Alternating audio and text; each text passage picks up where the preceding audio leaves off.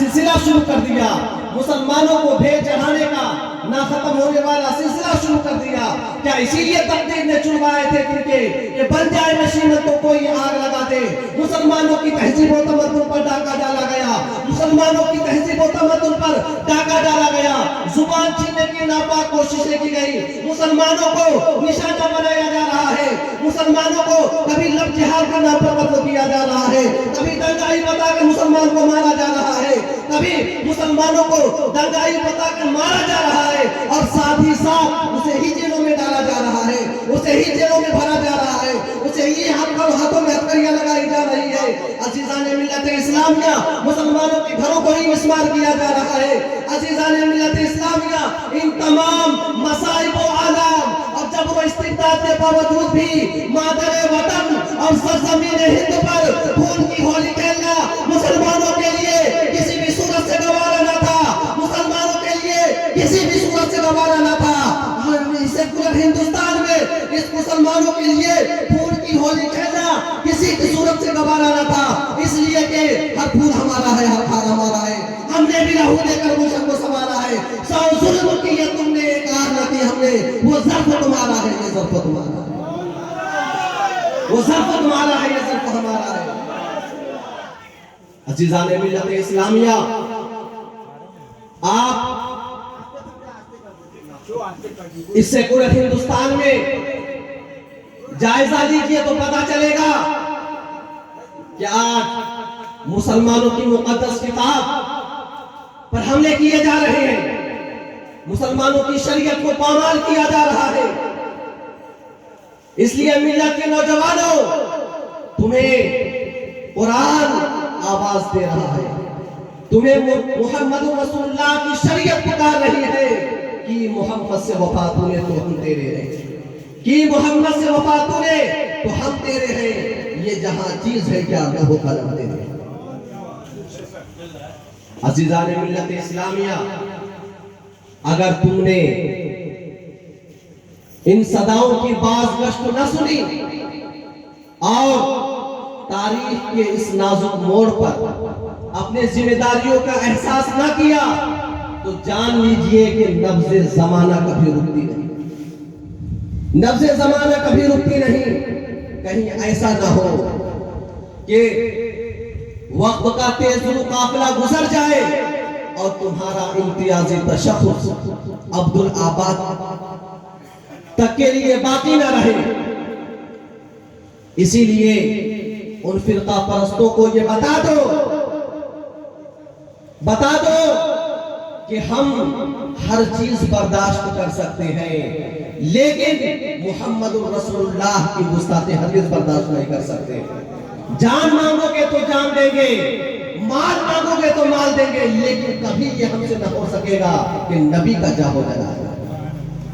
अज़ीज़ाने मिल्लत इस्लामिया, लेकिन हमारी ये कितनी बड़ी खिरवा नसीबी है, कितनी बड़ी खिरवा नसीबी की बात है कि हम इस दुनिया में इस तरह जिंदगी बसर कर रहे हैं कि हमें अपने अंदर जो सलाहियत है उसे पहचानने से हासिल है। आज हमारे उलमा की वक़ार को खत्म किया जा रहा है और कहीं न कहीं हमारी आवाम भी इसमें। आप लोग उलमा को पहचानिए। झोला छाप मौलवी भी घूम रहा है, आप सही उलमा को पहचानिए। आप जब भी अपने किसी भी इदारे में किसी को मुंतखब करना चाहते हैं तो उससे सर्टिफिकेट पूछिए कि कहां से फारिग हुआ है। आप अगर अपने मोहल्ले में, अपने मुआशरे में, अपने इलाके में अगर सही उलमा को लाएंगे तो आपको सही दावत मिलेगी, सही दावत मिलेगी। अज़ीज़ाने मिल्लत इस्लामिया, आज हमें अपनी जिम्मेदारियों को जर्रा बराबर एहसास नहीं कि हमारी जिम्मेदारी क्या है। हमारे अंदर इल्म की कमी है तो हमारे अंदर इल्म की कमी होने के बावजूद हमें ये एहसास नहीं होता اگر ہم علم نہیں سیکھ پائے تو کیا ہم اپنے بچوں کو بھی نہ سکھائیں؟ عزیزان ملت اسلامیہ، آج ہمارے ہی کتابوں سے لوگ سیکھ کر کے ہمیں تہذیب سکھاتے ہیں، ہمارے ہی کتابوں سے سیکھ کر کے ہمیں اخلاقیات کا درس دیتے ہیں۔ اس کی وجہ یہ ہے کہ ہمارے اندر کمی ہے۔ ہم اس دنیا میں اس طرح زندگی بسر کر رہے ہیں گویا کہ ہمیں تہذیب و تمدن کی ہوا بھی نہ لگی، اور ہمیں یہ قطعاً احساس نہیں ہو پاتا کہ آخر ہم ہیں کس میں، حالانکہ ہم ہی سے گلشن حسن کی زیبائی ہے، ہم ہی سے رنگ محفل ہے، اس عالم کی زیب و زینت اور اس انجمن کی رونق ہمارے ہی دم قدم پر ہے۔ چمن آدمیت میں بہار، گلشن انسانیت کی نکھار، پھولوں کی مسکراہٹ، کلیوں کی چمک، بھوروں کا ترنم، سمندر کا سکون، سورج کی ضیاء باری، نجر تابہ کی تابانی، آسمان کا نیل و شامیانہ، زمین کا مخملی فرش، پہاڑوں کے اوپر مناظر، دریاؤں کی روانی، ستاروں کی انجمن، چاند کی چاندنی، سب ہمارے ہی لیے تو ہے۔ ارے ہم وہ زندہ قوم تھے جن کی حکمرانی اور کشور و کشائی، شجاعت و بہادری سے شرف و غرب رسا جاتا تھا، اور آج بھی دنیا کو یقین ہے کہ قوم مسلم کے اندر ایک ایسا شرارہ موجود ہے جو بھڑک اٹھے تو کفر و طغیان اور تمرد و عصیان کے تمام قسمی کارخانوں کو چشمے زدر میں گلا کر خاکستر کر سکتا ہے۔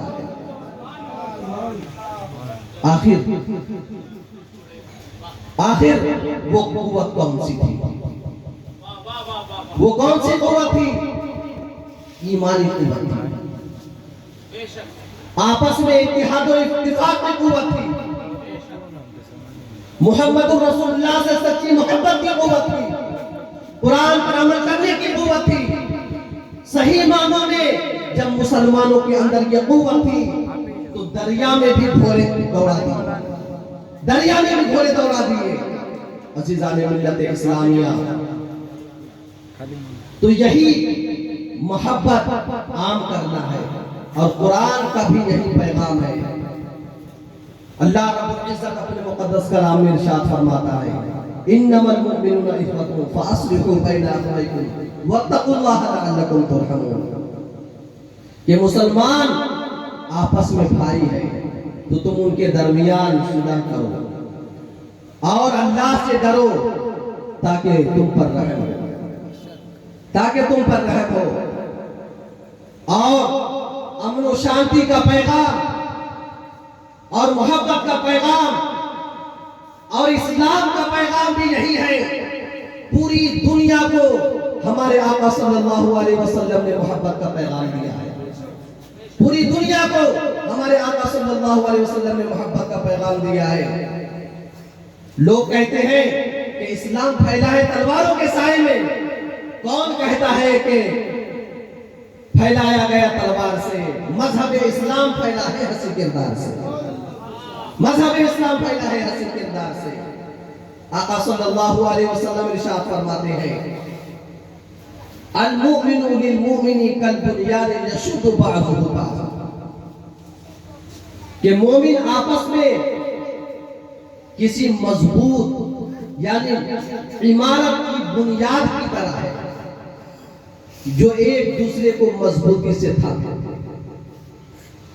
عزیزان ملت اسلامیہ، اس حدیث سے ہمیں کیا درس ملتا ہے کہ ایک مسلمان دوسرے مسلمان کسی عمارت کی اینٹ کی طرح ہے کہ یکے بعد دیگر جڑ کر کے ایک پوری عمارت بنی ہوئی ہے۔